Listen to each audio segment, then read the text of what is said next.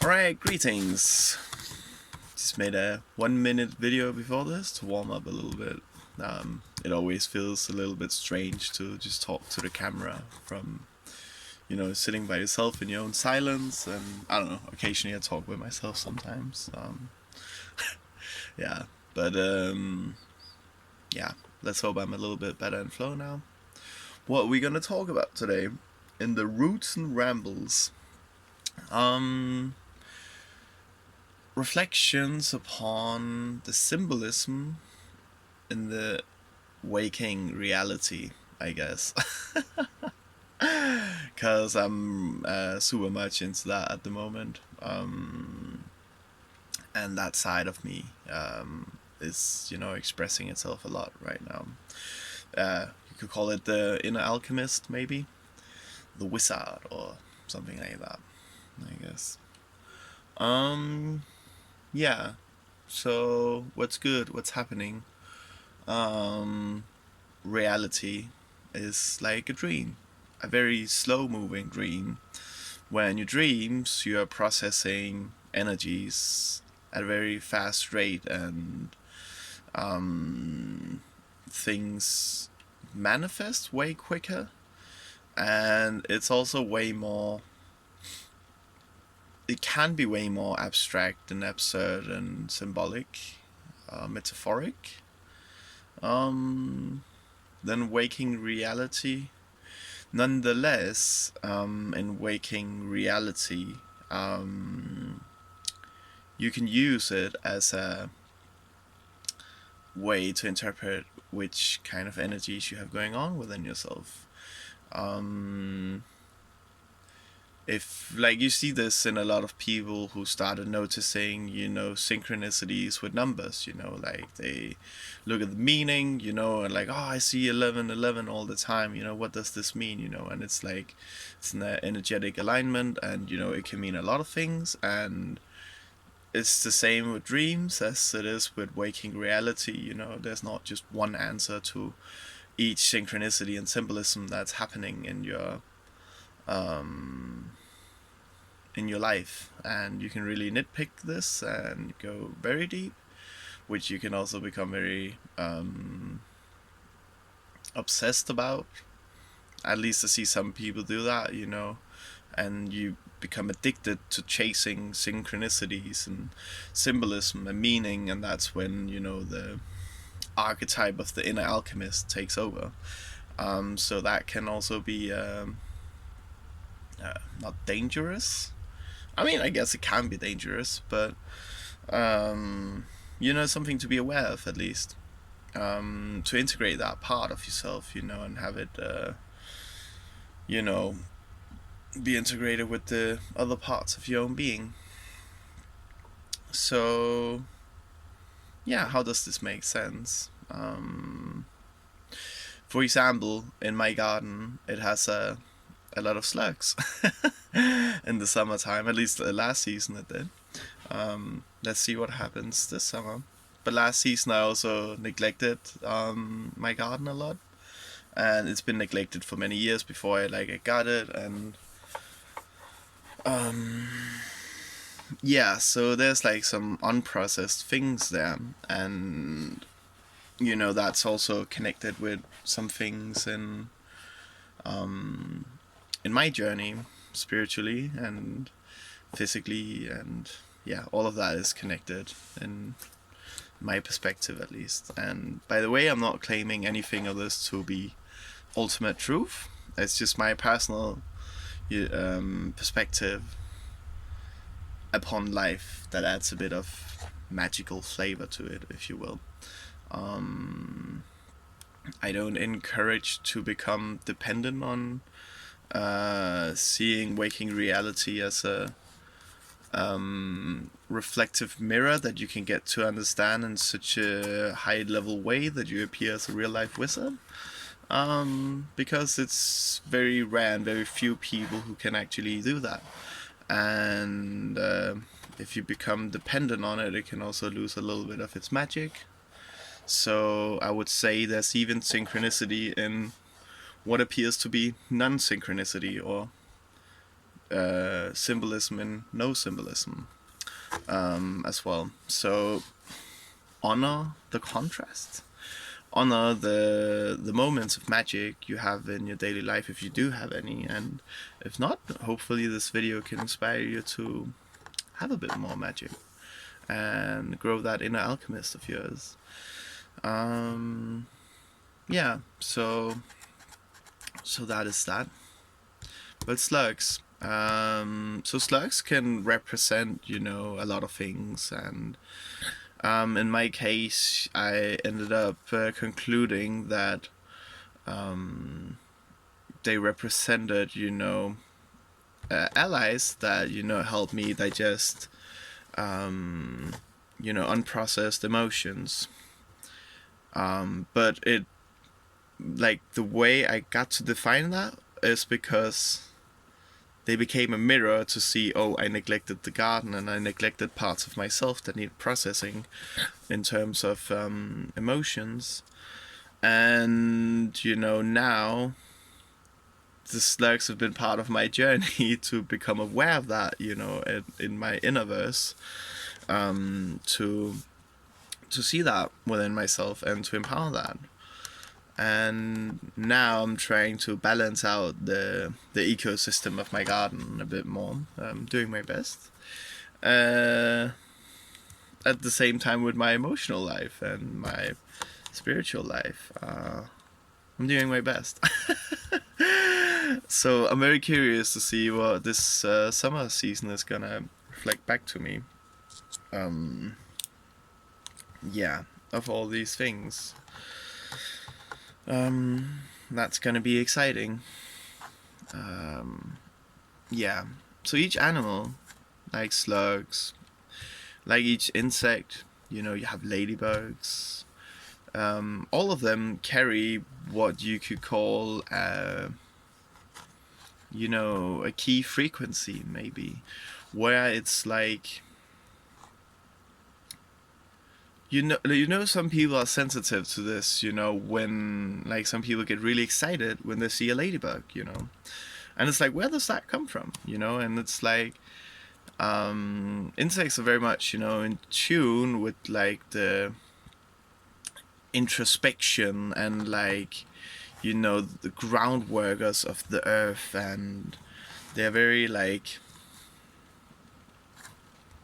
maybe rhythmic, maybe, like, what, yeah. With the ladybug, I get this sensation, when I tune into it, and I feel it, it's like effortless grace or like effortless alignment, and it's like, for some people it's a sign of good luck, which, when people say that, my interpretation of that is, oh, it's actually, a nudge from the universe, or, your higher self, that you're in alignment and you're doing something right, so take notice of what you're doing, and you noticed the ladybug. Yeah, and pragmatically, that can also look like, it's part of a, healthy ecosystem in a garden.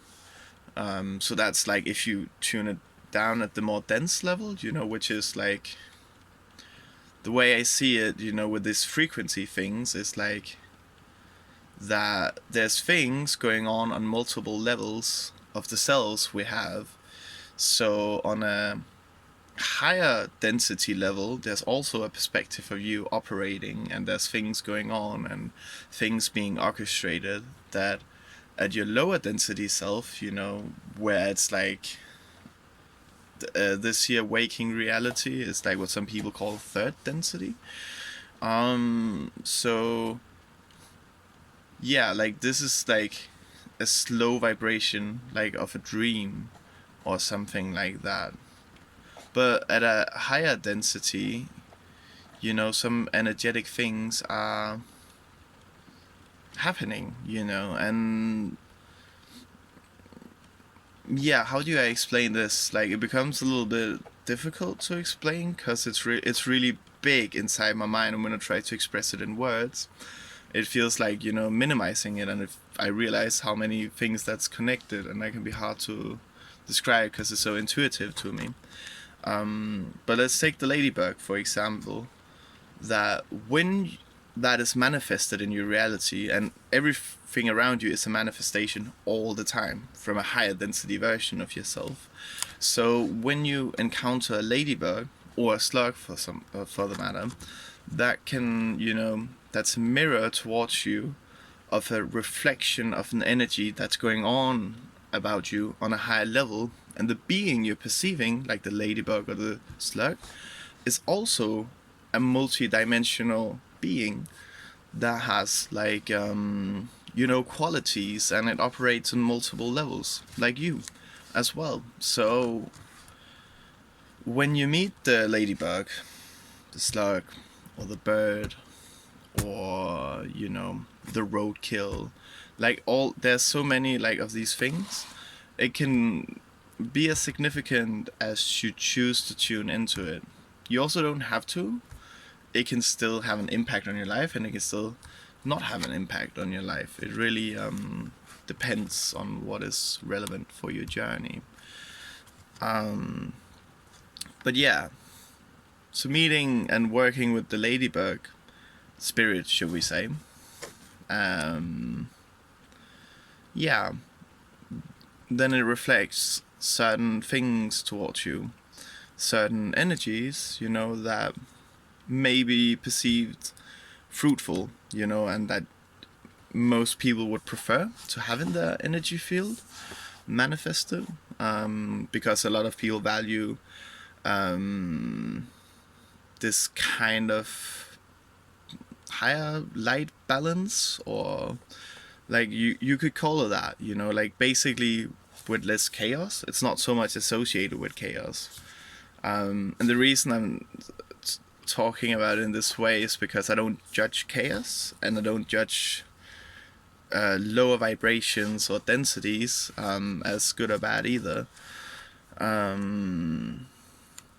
Yeah, when I first got the garden here, I was like throwing out a lot of trash, and I was organizing it, and I got like a wasp hive, and yeah, I got to I met the wasp spirit before. It was actually the one that gave me the synchronicity to quit smoking. So, or like it, at least it was very connected to that. So, yeah, that was an interesting story. And so I always had like, since that moment, like a certain bond with wasps. And from that moment, I was like, oh, okay, they're not evil. They are, they're just very fierce in nature, and you should respect them and their boundaries and stuff. So living with a wasp hive in your garden, and not removing it for quite some time, and just accepting it and be like, oh, what can I learn from this, and learn to be chill around wasp and have them, like flying around you. I think I got stung like twice in total, like for a whole season, like a whole summer basically, before I removed the hive. Yeah, that was interesting. But the wasp energy is also very, encouraging in this, like, okay, now you do it. It has like very this push through energy, and it's very energetic and very very powerful as well, I would say. So the wasps manifesting themselves there in my garden was a perfect mirror and alignment of the state of the energy I needed from that moment. And the slugs last summer was also a perfect mirror and manifestation of what I needed. So in the big picture, it's like my garden reflects solutions, and problems, that's going on within me, that, as I'm raising my awareness and, expanding my consciousness, I'm becoming more aware of, and for that I'm really grateful.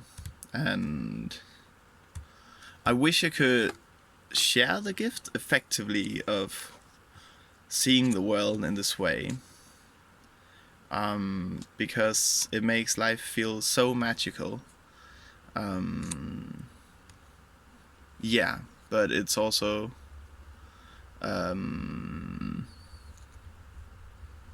it can be confusing if you're not practiced into, like, and grounded in yourself. So I would also wish that for anyone who, like, maybe participates in a path like this. I'm not saying everyone needs to, like, um, view the world like this, but try to practice seeing on, like, what's going on in your life that you can create a higher symbolism in, because it's very surface level life. There's way more depth to it if you actually start noticing. You don't need nature to be connected to nature. And, to be in nature, like a forest or something, it can attune you to, certain parts of yourself that is pleasant. But most people, if they go camping for, like, a very long time, they will also start noticing that, oh, then it also becomes challenging, and, it's more like of a tool, you could say, to attune themselves into a certain way. So, yeah, it's definitely easier having nature around you. I'm not saying, I'm not devalidating nature, and I would love to be more trees and, natural habitats within cities and all of this stuff. I'm just saying, even if you live in a very concrete area and, your life is quote unquote like gray and all of this, there is still magic and symbolism you can tap into. Like, even in those realms, there's plenty of magic. It's just as abundant there in its richness of understanding the depth of reality. And yeah, some people, don't prefer the energies of those realities, especially, or like typically, at least I should say, not especially, that feels a bit more different. But typically, if you are sensitive to energies and, like, these kind of things, the sensation of concrete areas, can feel very rigid and feel very cold. Yeah, and feeling that, and being a victim towards it, because you don't create your own definitions and your own experiences. You don't alchemize yourself, putting in understandings, can be difficult to thrive in those kind of environments. Yeah. But in such environments, it also makes, the contrast of, the nature you do see appear way more. And, like, there can be a purpose for this energetically within you if you are in such an area. From my perspective, that could be that you see a squirrel or you see a bunny, or, you tap into the energy of this. And then, the contrast from being in the concrete vibe and, everything is like man-made, and, to, like, whoa, there is, like, something a bit more Mother Nature made. I mean, man is also Mother Nature made. And, yeah, in that sense, man-made things are also Mother Nature made things in some way, I guess. But still, like, I acknowledge, the contrast and the impact of that. It's like the appreciation of, sun rays at a very gray day. Suddenly you see that, and when the sun rays hit you, it feels like a very special and magical moment, and that has power too. So, yeah, acknowledge and see the magic that is there, especially if you want to have more of magic in your life. Yeah, that's the tip I would give anyone if they want to pursue a life where they want to increase their perception into extra dimensional perceiving, if you could call it that. I call it that. Yeah. So yeah, symbolisms and stuff. Paddle tennis. I love to play paddle tennis. There's a symbolism in that. There's energetic balancing of the way,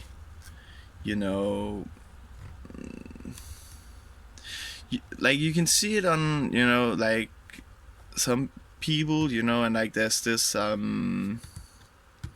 general judgment, at least towards tennis, and also a bit towards paddle tennis. And I had it myself even a bit, before I started participating in it and all this stuff.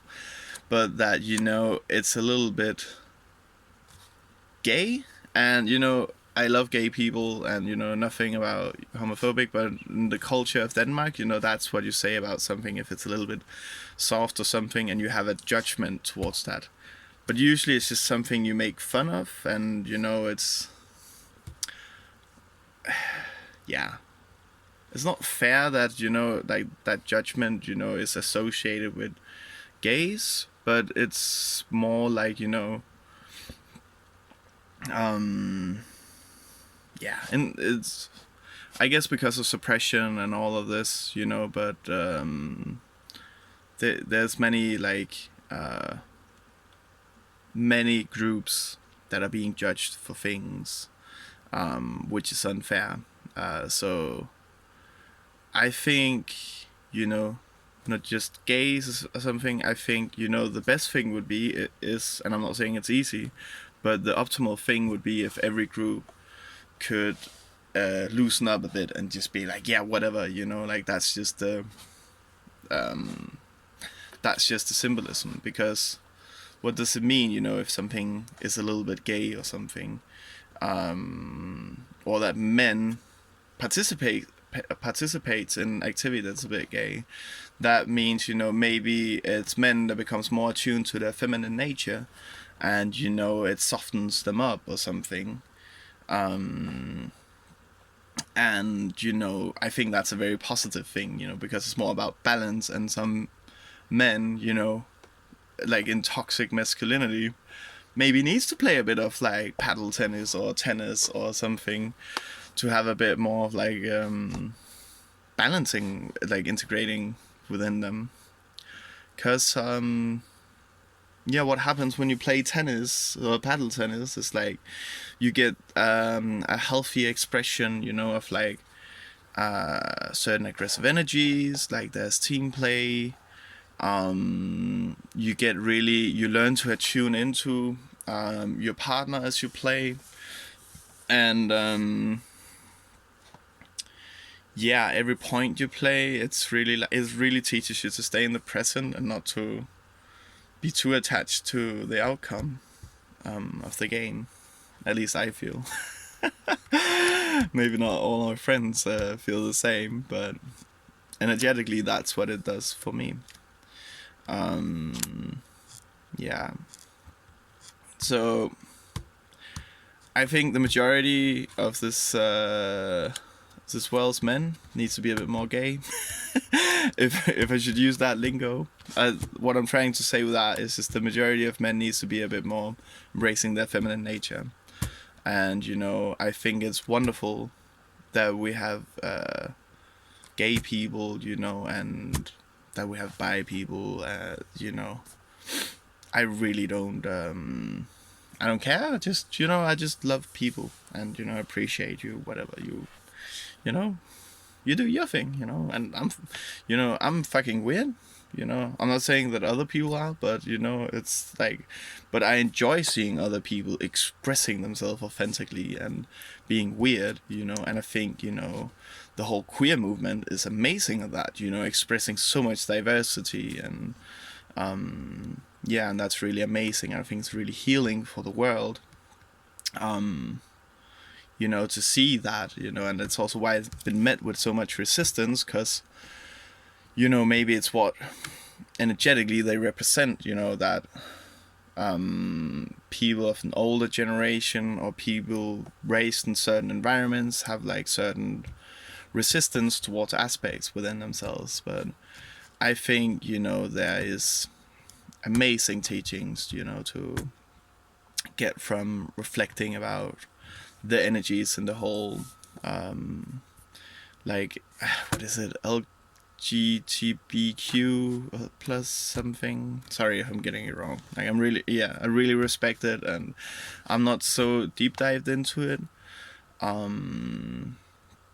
Yeah, but I do appreciate it, because also just the beauty, of like the rainbow flag. It's really like, it's like proper balance, it's like integrating all the energies, all the colors, and that's really what we need, rather than this black and white thinking world, where we had like suppression of black people, which which in some way, maybe also could represent the humans' innate, what should you say, like, we have a tendency, like this unconscious choice keep going on, that we suppress our shadow, and that we don't listen to those parts of ourselves. And I feel like, that's also an energetic reflection people of color could represent, and yeah. So like that, the inner world having this, like, you suppress, like, the suppressed parts of you, you're projecting that onto other people, of other color or of other sexual orientation. And it's like, it's time we take charge of our inner world and be responsible for that, so we don't put out judgment, towards people who is having as real experiences as you, and you're suppressing them just because there's sides of yourself you don't want to see. That, so you're treating other people like you're treating yourself within. And yeah, probably worse, I don't know, like, yeah, it's an itchy topic, and it's very sensitive. So yeah, I know for sure, like, I'm very privileged, and I also very much appreciate my position in life. I'm born and raised in Denmark, where we have like a really good healthcare system. I'm on financial aid from the government right now, which makes me not having to stress about money. And that's just incredible, that, because I'm built in a certain way, and I have certain perceptions, and I had certain challenges in my life, that I get to, not to have to be so stressed or focused onto money as other people. That is such a privilege, And obviously I'm a white male, so that's also, a privilege. Woman has also been suppressed so much, which can also be seen as, humanity's suppression of the feminine side, and the rising, of empowerment for women is also symbolic of, the energies happening in the collective consciousness. So each time, and acts of these kind of things happen, it's good to ask us what it can teach us about internal integration. And I think it's important as we move forward now, because now technology is really speeding up. It's been doing that since the internet, and now we got AI, and AI accelerates everything, at the same increment that the internet does. So there's so much of a leap in consciousness and the expression of how we process things. And, this also requires, if you are using tools like this and working with it, that you have this much more grounding, that you have off screen time, that you have contrast. Yeah. It's going to be interesting to see maybe in the future, like with potential AI robots or something, um,